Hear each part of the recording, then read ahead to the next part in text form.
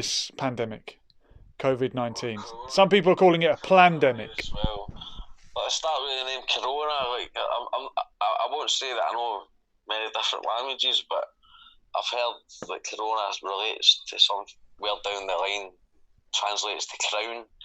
And if you look at the pictures that these scientists are showing of this virus that was known about in the Wuhan district, like maybe 2 years ago, they were studying this in some lab.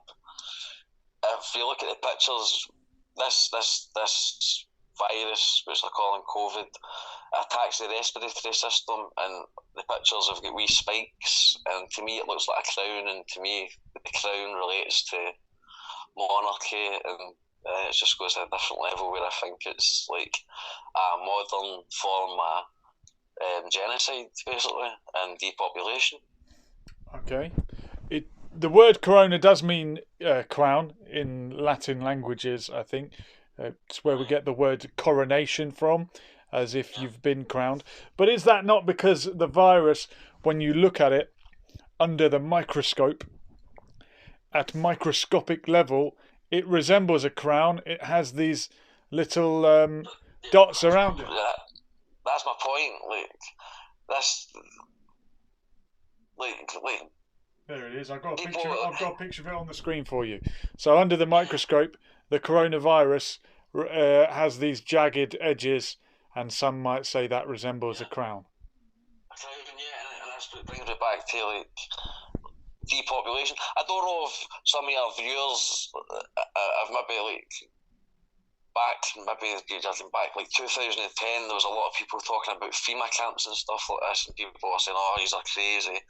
Well, I seen a video maybe just 3 weeks ago, and it was of a mass burial in New York, where obviously these people are dying for COVID, and the first thing I said when I looked at this picture was, "It's a FEMA camp."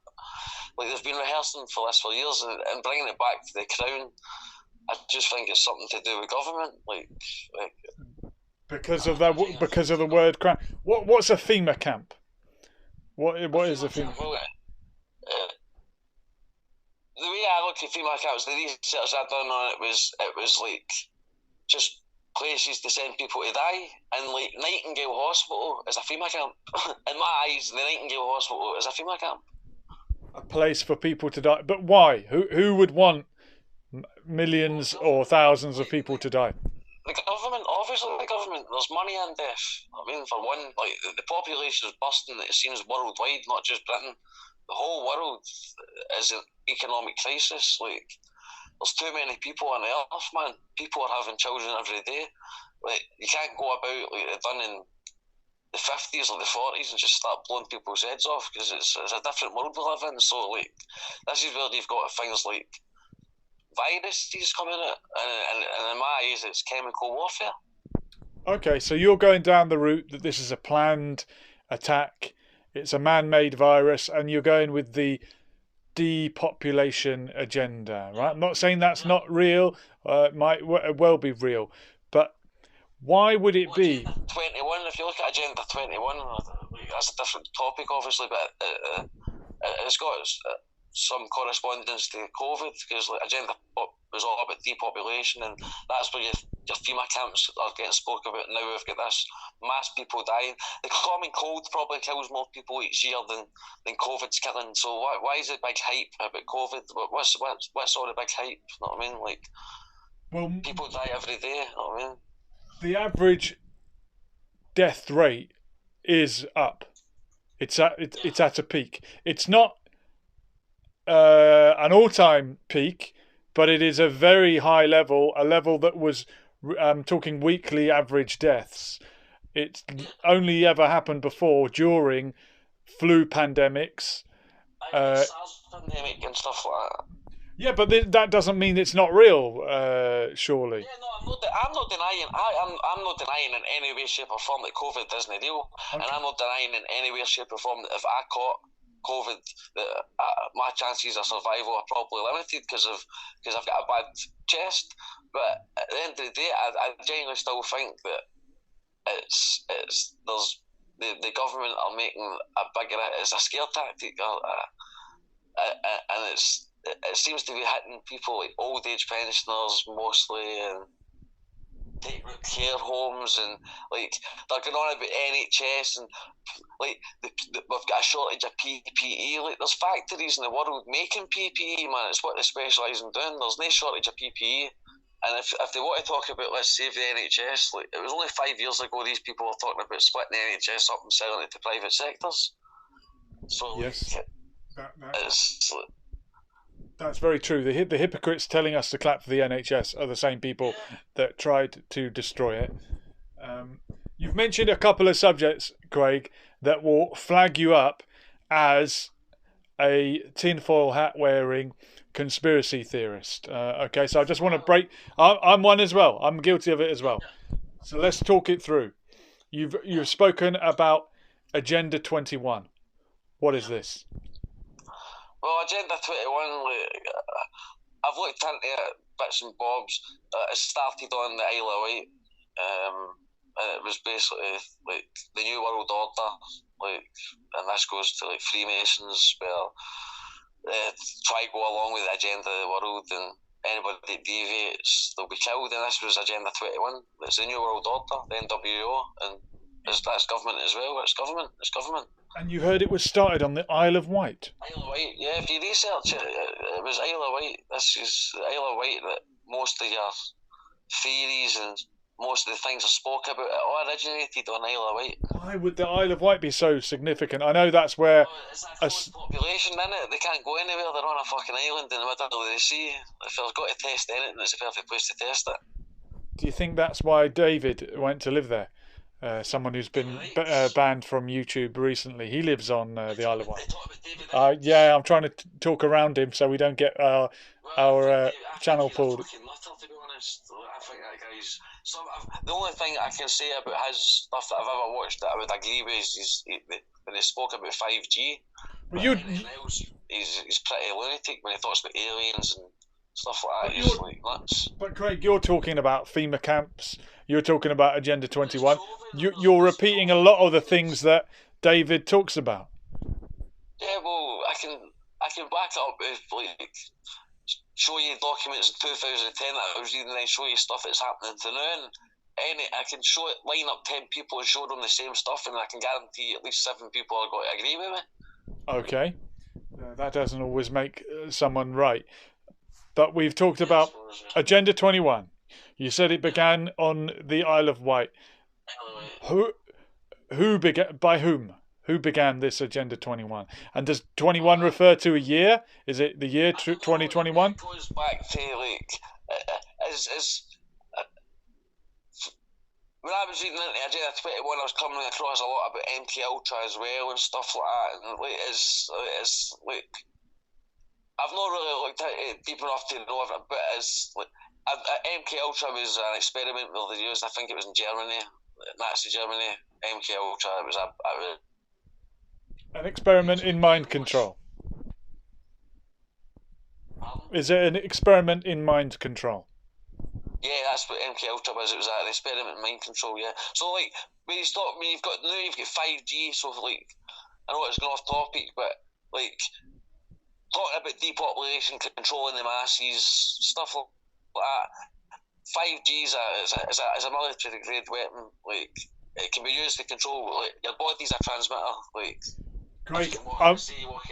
The bottom line on that one for me is that network, I don't even want to say the number because it can interfere with the video somehow. Yeah. It is present in many countries, or a few countries, yet every country has problems with the COVID-19 virus, and countries that were hardest hit, such as Iran, do not have any of that network. Therefore, I just don't see the link. What I don't agree with is people like David being deplatformed because he dares to speak about it. I think that's very dangerous, and I think censorship like that can contravene the freedom of speech. But then again, we don't have the freedom of speech to shout fire in a cinema, for example. But you mentioned FEMA camps as well. These are other phrases that are synonymous with the likes of Alex Yeah, Jones. I know. He went on about FEMA camps. He was also deplatformed from YouTube. So there is certainly Deplatformed an myself. I've agenda been to deplatformed by silence BBC people YouTube. that talk about these subjects. Could it be that that's dangerous to create Well, false obviously. panic? Um, Youth believe there is a depopulation agenda. I'll ask you again, whose agenda is that? Who are these people in Governments. dark suits? What, Boris Johnson? Government. He, Fucking look our Boris elected Johnson. government. Boris Johnson. Boris Johnson gets fucking COVID-19 and he goes out of hospital. He's rushed out into his care within a fucking week. He's out. I mean, So what's going on? you're skeptical about Boris Johnson's COVID-19 I don't encounter. know. He looked a bit out of me, but at the end of the day, I've seen what's going on with it. People have given in, they're going on life support machines, they're getting respiratory help, they're really ill, they're bedded up, and this guy's going about, he's openly telling people he's got to continue shaking hands, he's got COVID, he's went into hospital, he's affected other people with COVID who have died. One of the doctors that was treating him died, but he's made a miraculous recovery and come out. Because they fucking know, the government know, they've treated him with whatever they need to treat him to cure him. They've got the cure, they've got it. It was more than 2 years ago. We're dealing with the Chinese here, they're smart people, man. Okay. In the chat, Safe Clark is mentioning Bill Gates. We know that he is busy working on a virus. The Macintosh guy. Now, Bill Gates is Microsoft. Yeah, Microsoft, that's what I mean, yeah, Microsoft, yeah. But the data collector. Is he collecting data? He's working on a vaccine. Is that the guy that has Apple phones and stuff like that, the iPhone? No. That was Steve Jobs. He passed away. That was Apple. Bill Gates, founder of Microsoft, and has a keen interest in vaccinating the entire planet. Also, Is he wanting to do the microchipping and stuff like that? He might do. You'll have to ask him. HK Stocks in the chat saying Palestine, Malawi, and Taiwan are not allowed in the UN. 50 million people and only 11 COVID-19 deaths. So have these countries escaped the pandemic somehow by not being involved with the UN? I wonder. So what he's saying is that these countries, he's mentioned there's only been 11 deaths out of these countries because these countries have not been moving about the EU. That's because the EU's attitude, and especially Britain. The UN, he's saying, United Nations. But what's the attitude of the EU? Well, Britain and like places like Britain, France, their attitude is like, I don't, just to think that it's not going to happen to them, and like Britain left it too late. I said weeks ago to somebody Britain's going to be the worst affected country in the world for COVID. I genuinely do think that Britain is going to, when all this ends, Britain will be the worst affected country because they just don't care. Britain just don't care. They've topped the league table of number of deaths from COVID-19, death toll. But of course, Britain has one of the largest populations in Europe, so you would expect them to be near the top.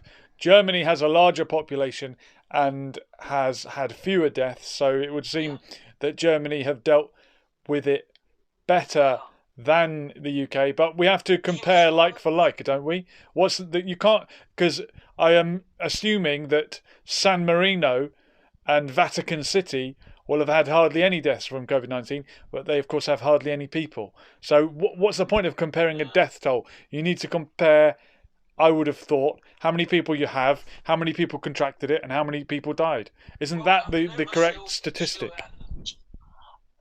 I've been out myself, and like, I know they're saying the lockdown, like, I've not been wearing gloves, I've not been wearing masks, I've been using public transport, I wash my hands regular, but no like they're telling me to do on the television.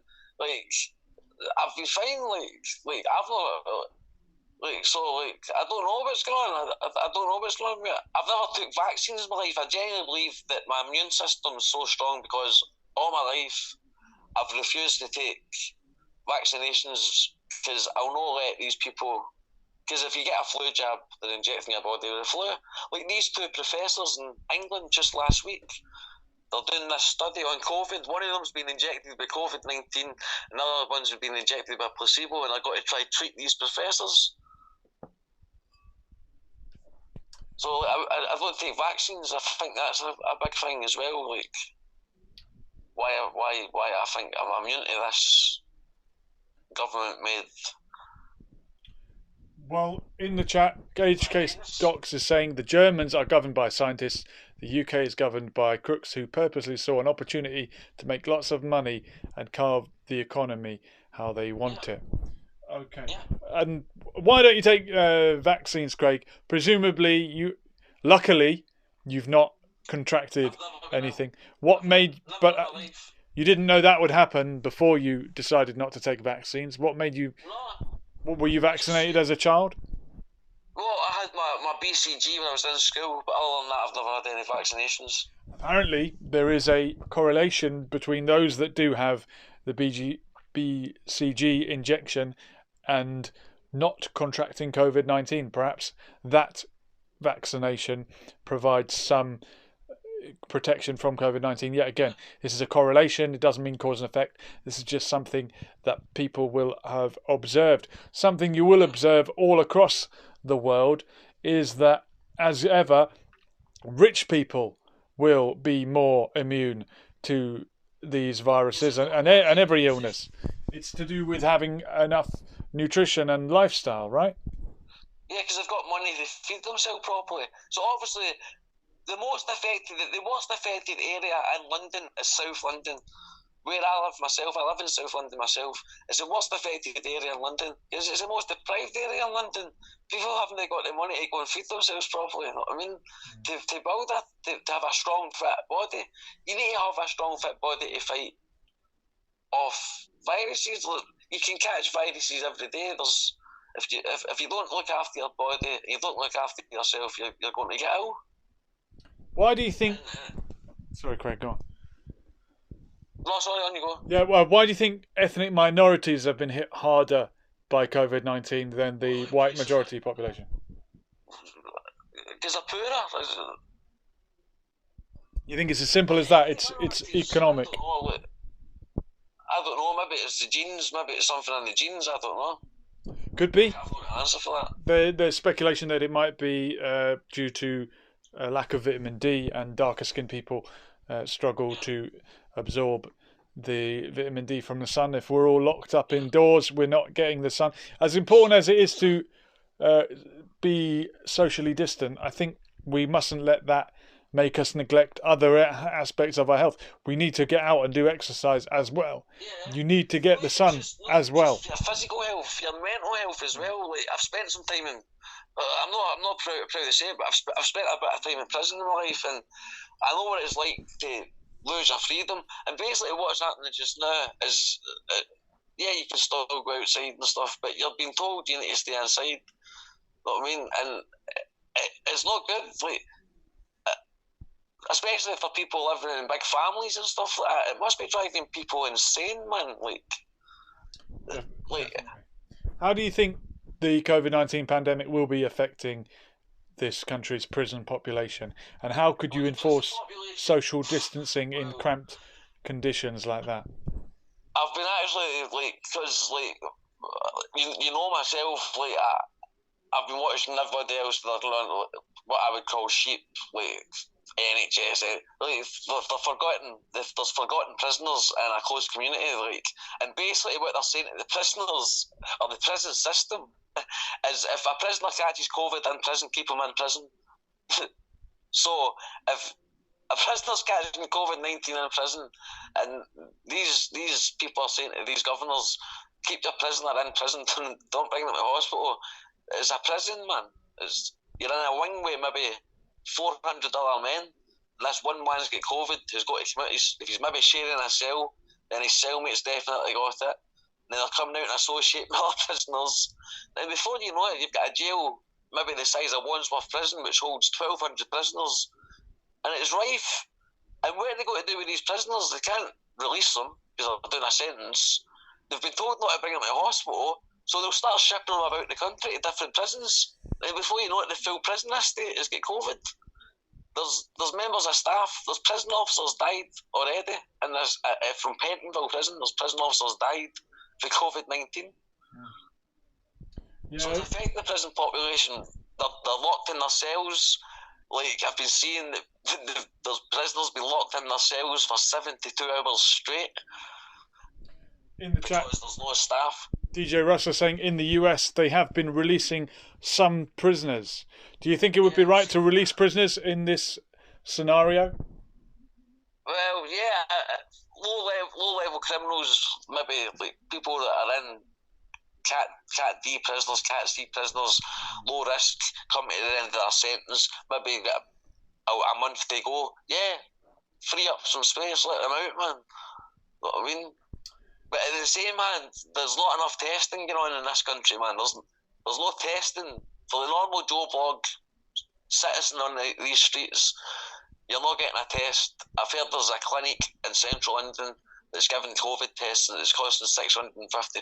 Like, it's a lot of money. So, like, they're not testing prisoners. They're releasing prisoners onto the streets every day because people get liberated from prison every day. And so, like, no, I don't think Britain's got control of this spread of this virus. I'm standing in queues in shops.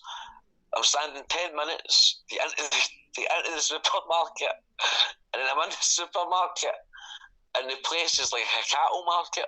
There's just people jam-packed together, standing inches from each other. I'm saying, what's going on here? Like, do you sense that with the lockdown is teetering on the verge of collapsing, and that people have had enough, and that the government won't be able to hold people it's already happening any further? The past few days I've seen it. It's getting so busy. The sun's starting to come out. It's already been, I don't know how many weeks, because I've not followed the lockdown. I've been out my kayak and stuff like that. Like, but I think it's been 3 weeks, maybe 4 weeks. The country's been on lockdown. People have had enough. In Michigan in America, they've done a gridlock protest. 100,000 people, I think it was, man. Or maybe not that many, maybe 7,000, whatever. But they gridlocked the full road and they were waving banners saying, for enough of lockdown, it's supposed to be a free country, we're not prisoners. So, like, it's already starting in other places in the world. People are getting pissed off, and sorry for swearing, but people have had enough. You've been to a lot of protests. I met you at a protest. Yeah. Where do you stand with those protesters?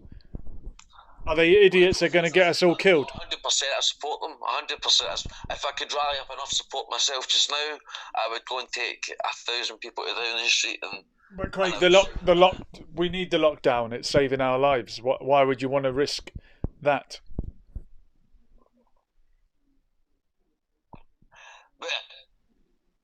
But you can't have a lockdown. This isn't a dictatorship. I'm born in a free country, man. Okay, but you acknowledge that there is a virus. You acknowledge that people are dying and it's spreading in prisons and people are at risk. Whether it's a man-made, weaponized virus or a naturally occurring one, you acknowledge that it's real. The virus has been stifled by the lockdown because of social distancing. Why would you has it really? How do we know if it has? I'm assuming it has. It couldn't have made it worse, could it? Well, I'm not saying it's made it worse, but Britain were a bit late off the mark.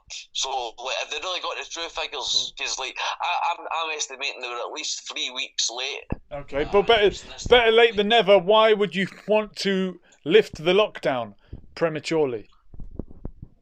Well, they need to at least ease up, because, come on, Giuliano, I'm getting out there and, like everything's shut, man. Like, I know, but that's because we've got a pandemic and we must stop the spread. Liberties, man. It's against my civil liberties. But is it within your civil liberties to put my elderly relatives at risk if that's what lifting the lockdown would mean? I'm not saying I'm right or wrong. You tell me. Well, then they should at least, like, to be honest, fair enough. They can't police this lockdown anyway, man. There's but the lockdown's necessary. Then at least make it a law there where people need to be out in the streets wearing wear face masks. You know what I mean? Because people are losing jobs, people are losing their houses, people aren't getting fed, people can't feed their children, all because of COVID-19, all because everything's shut. People can't go and earn money. People are slipping into poverty. You know what I mean? All because of this lockdown. Aye, it's necessary. It saves lives, but at the end of the day, it's killing more people than it's saving because it's putting people into hardship. Yes, it is. Look, it's always going to be a cost benefit analysis. I'm sure we wouldn't do this unless it was absolutely necessary. The government did it far too late, but Yeah. it's what we need now, and surely we can't put each other at risk by lifting it too early. I sense it will be lifted soon.